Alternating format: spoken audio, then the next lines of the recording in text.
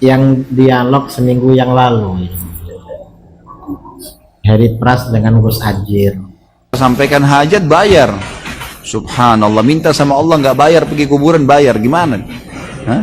Langsung sama pemilik pencipta langit dan bumi, ya Allah berikan, langsung dikasih, nggak pakai bayar, nggak pakai operator, nggak susah-susah gitu.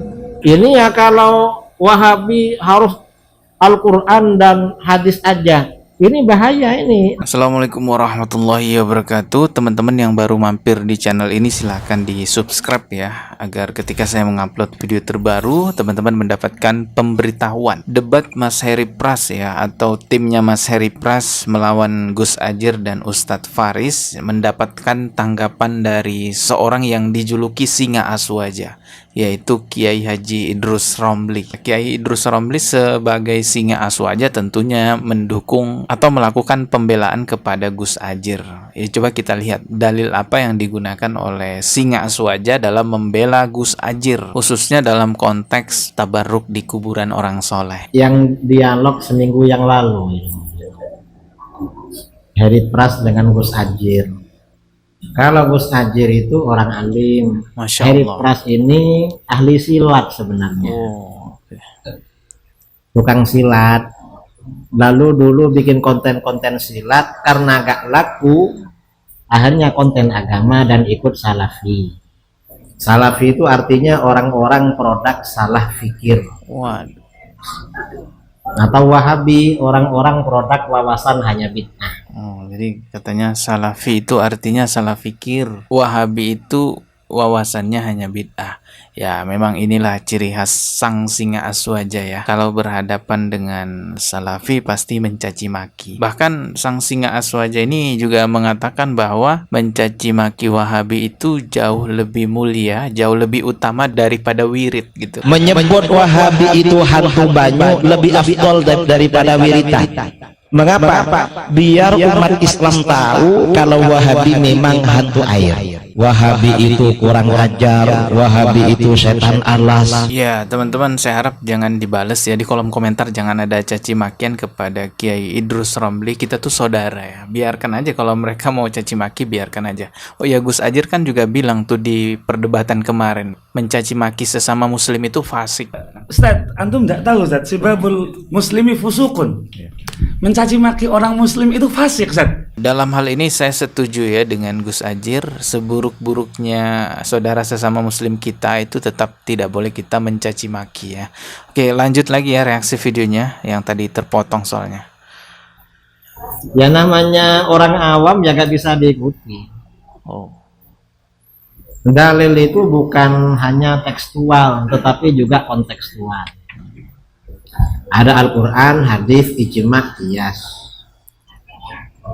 Sebagian besar persoalan hukum dalilnya qiyas.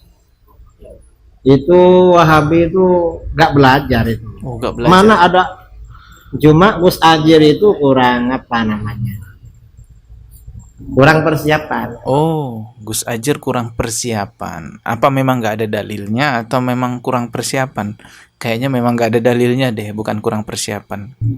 Saya setelah Gus Adjir debat dengan Heri Pras, telepon dari mana-mana minta komentar dari saya. Baru permintaan komentar di forum malam ini. Oke. Padahal saya tiap hari kan ceramah di mana-mana. Sebelum kesini kemarin di Pagar Alam 4 hari, Palembang 4 hari, lalu Batam 3 hari, baru kesini. Gak ada yang nanya mengomentari itu.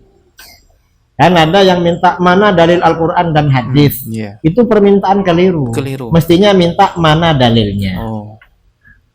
Dan dalil itu gak bisa dibatasi dengan Al-Quran dan hadis. Oh. Karena dalil Al-Quran, hadis, ijma, qiyas. Oh, jadi pakai dalil ijma sama qiyas gitu ya. Dalil Al-Quran hadisnya memang nggak ada, tapi pakai dalil qiyas gitu ya. Ya lanjut ya, simak videonya. Makanya ketika Mu'adz bin Jabal mau diutus menjadi hakim ke Yaman, ditanya oleh Rasulullah SAW, "Idza 'arada laka qada'un fabima taqdi?"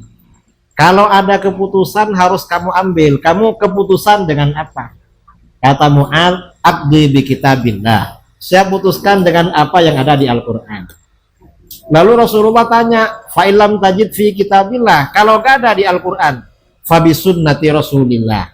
Saya putuskan dengan apa yang ada di dalam sunnah. Oleh Rasulullah ditanya, kalau di Al-Quran dan sunnah gak ada, gimana? Kata Mu'adz, ajtahidu bi ra'yi. Saya berijtihad dengan pendapat saya. Nah, ijtihad itu ya kias. Ini ya kalau Wahabi harus Al-Quran dan hadis aja. Ini bahaya ini. Berarti ini meralat terhadap aturan yang dibuat oleh syara, oleh baginda Rasulullah SAW. Karenanya hati-hati dengan itu. Tadi ketua MUI nelpon saya. Ketua MUI. Ketua umum MUI nelpon, nanya, minta saya mengomentari itu. Saya komentar. Terus setelah itu, Kiai, saya bukan minta komentar loh. Apa? Lo orang-orang tuh ajari cara menghadapi itu, katanya. Oh. Cara menghadapi Salafi Wahabi. Oh. Memang perlu. Jadi itu apa namanya? Nggak bisa amalan persis Rasulullah kan? Jadi ketua MUI juga pro ke Gus Ajir ya, sampai ketua MUI itu nelpon ke Kiai Haji Idrus Romli untuk mengcounter debat kemarin ya, karena dianggap kalah tuh Gus Ajir, nggak bisa nunjukin dalil Al-Quran hadis tentang kebolehan tabarruk di kuburan orang soleh. Tapi kata Kiai Idrus Romli tadi, hadisnya itu, dalilnya itu menggunakan kias. Kias itu bahasa lainnya analogi ya, dan memang digunakan sebagai dalil di beberapa perkara dalam urusan agama Islam. Seingat saya belajar tentang kias itu waktu madrasah aliyah ya, di lingkungan pondok pesantren. Guru saya menekankan bahwa pendalilan tentang kias itu tidak boleh melanggar atau bertentangan dengan dalil nas, yaitu Al-Quran dan hadis. Nah, persoalan tabarruk di kuburan orang soleh ini jelas ada dalil larangannya ya, dalil nas larangannya, yaitu hadis Rasulullah Shallallahu Alaihi Wasallam dari Aisyah radhiyallahu anha. Nabi Shallallahu Alaihi Wasallam berkata ketika sakit saat menjelang kematian beliau, la'nallahul yahuda wan nasara ittakhazu kubur anbiya'ihim masajid, yang artinya Allah melaknat Yahudi dan Nasrani karena mereka menjadikan kubur nabi mereka sebagai masjid. Jadi ketika di masa akhir kehidupan Rasulullah itu sudah diingatkan nggak boleh menjadikan kuburan sebagai tempat ibadah, berdoa dan lainnya. 5 hari sebelum Nabi wafat sallallahu alaihi wasallam, dalam kondisi sakit yang keras yang beliau alami sallallahu alaihi wasallam, Nabi mengatakan kepada para sahabat yang sudah kenyang dengan tauhid, Nabi mengatakan kepada mereka, ala fa inna man kana qablakum ittakhadhu qubur anbiya'ihim wa salihihim masajid. Ketahuilah, umat-umat sebelum kalian, mereka menjadikan kuburan nabi-nabi mereka, kuburan orang-orang soleh mereka sebagai masjid.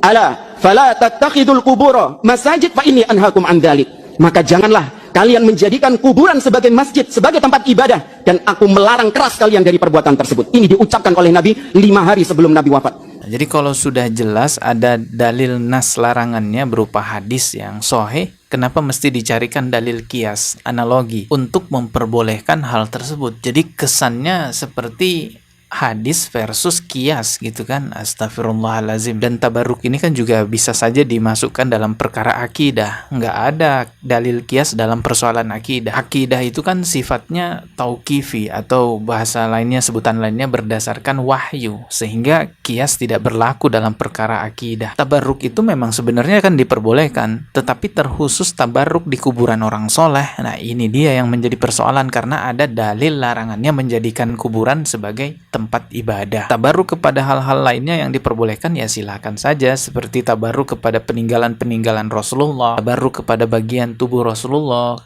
rambutnya Rasulullah atau pakaiannya Rasulullah, jika itu memang benar-benar bisa dipastikan ya bagian dari Rasulullah. Karena sekarang banyak yang ngaku-ngaku juga punya rambut Rasulullah, atau tabarruk dengan bulan Ramadan, itu semua diperbolehkan. Terkhusus tabarruk ke kuburan orang soleh itu ada dalil larangannya teman-teman. Maka sangat tidak pantas jika dicarikan dalil kias atau dalil ijma'nya untuk memperbolehkan tabarruk di kuburan orang soleh. Masa kita mau memversuskan antara hadis sahih dengan dalil ijma' dan kias? Ini maksain banget kesannya kan, apa karena ada bisnis kuburan.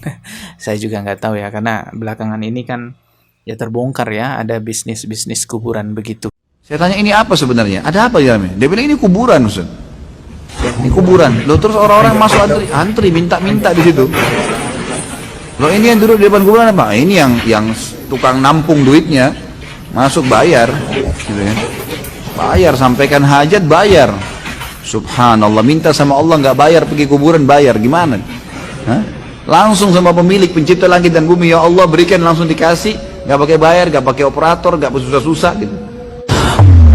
Subhanallah, perbuatan syirik ini teman-teman sekalian, ujung-ujungnya mayoritasnya itu karena duit, masalah duit duniawi saja. Kita lihat kuburan-kuburan yang disembah, yang didatang-datangin, urusannya duit. Hanya orang yang tidak takut kepada Allah, kemudian dia mau menyesatkan manusia, minta duit.